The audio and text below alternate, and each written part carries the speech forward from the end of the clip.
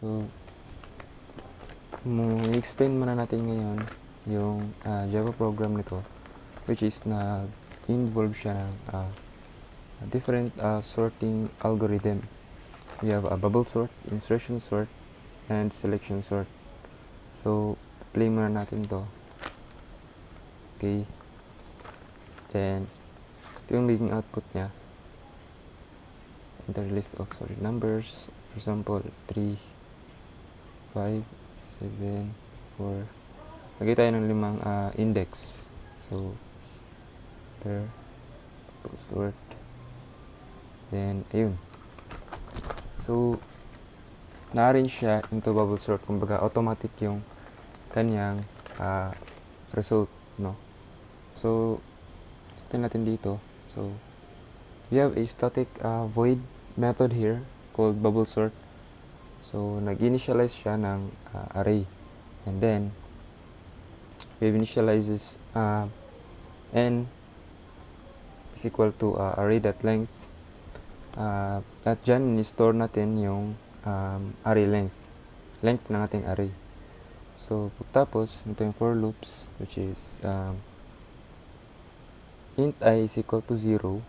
Okay, then I is less than n minus 1, and then increment.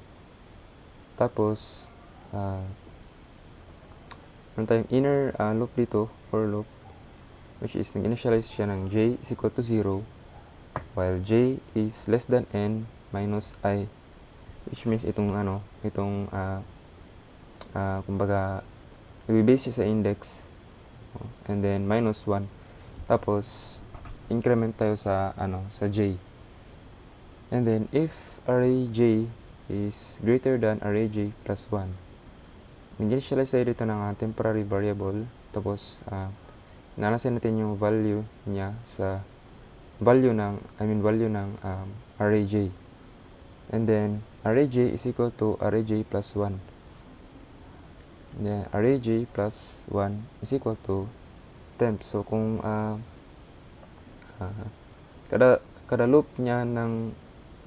kada loop niya sa array is kung magiging greater than yung value niya habang siya ay naglo-loop, kung makikita niya mas greater than sa index sa right side, so automatic inaano niya, kumbaga i-switch niya yung value ni j sa value ni I, and then so on. Tapos plus 1, kung mag-jump siya, pupunta na naman siya sa ibang index para gawin yung the same process. And then dito naman sa insertion sort, meron tayong dito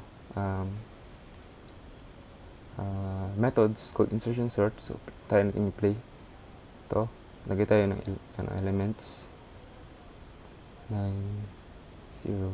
So, ay mali, ulitin 8, 7. So, ganyan. So, insertion sort tayo. Then, so, ganyan, no? Almost the same lang din naman sila, no? Kaso lang, yung process ng kanilang kumbaga, yung kanang algorithm nila is magkaiba yung process ng disseminate. Pag-disseminate ng process. So, dito sa insertion sort, nag-initialize tayo dito ng n is equal to array.length, no? In-store niya yung value ng array length natin sa n. And then, we have a for loops. Int I is equal to 1. Then, I is less than n. Then, increment I. Yes. Then, tapos, we have initialized key reference variable is equal to array I, which is the 1. Okay. And then, kumbaga, ito yung yung magsisimula ang yung loop sa index 1. Okay. Then, we have initialization j is equal to I minus 1. And then we have an while loop here. Itong while loop dito na j is greater than or equal to 0, and array j is greater than key. Okay, so meaning kung greater than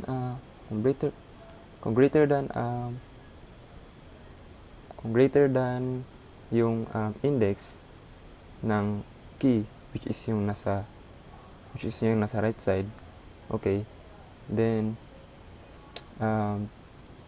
mag-i-swap siya sa left side, and then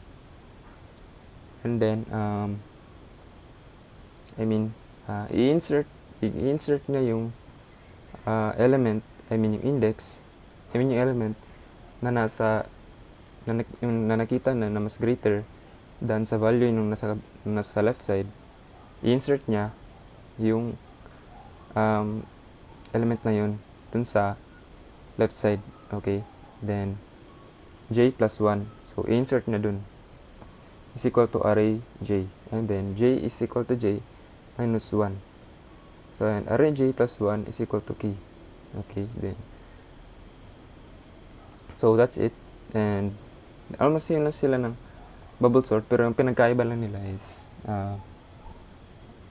i-check niya muna yung before siya tatalon sa ibang index, i-check niya yung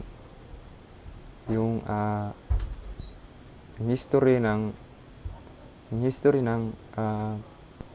yung previous element. I-check niya yung previous element kung tama ba yung pagka-sort,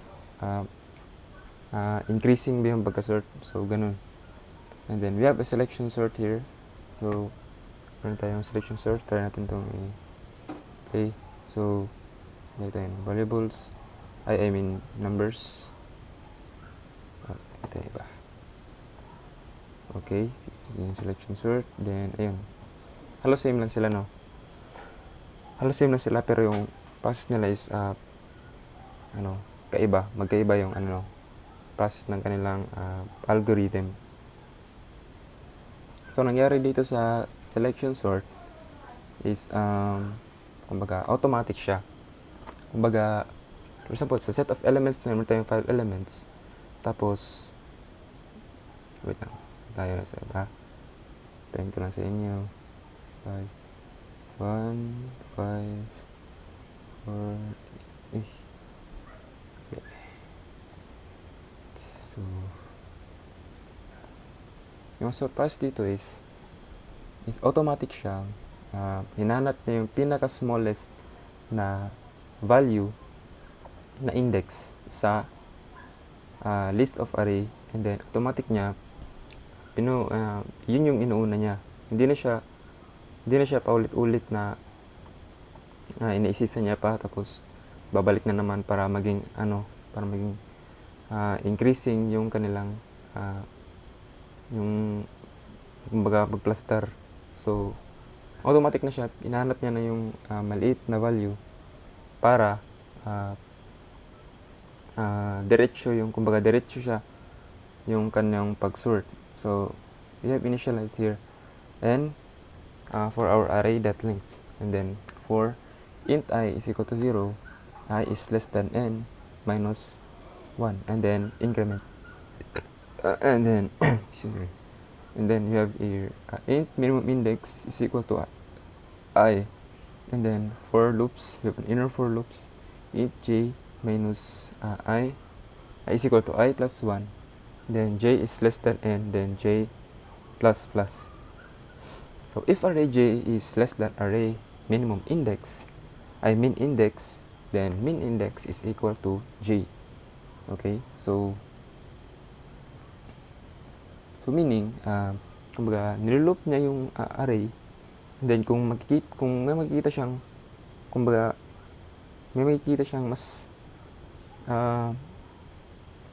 mas maliit yung value, automatic ini-switch niya agad sa designated na kumbaga index. Okay, So regarding kung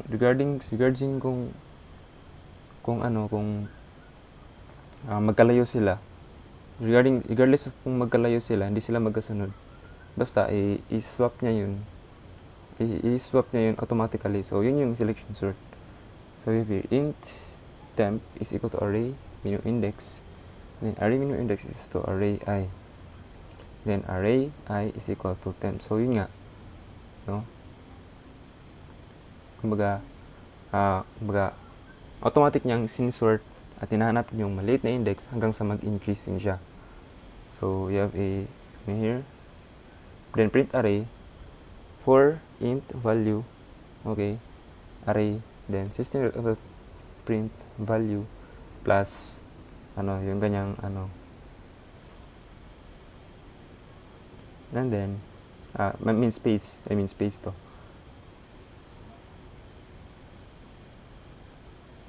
Itong helper method, siya, kumbaga i-print niya yung array.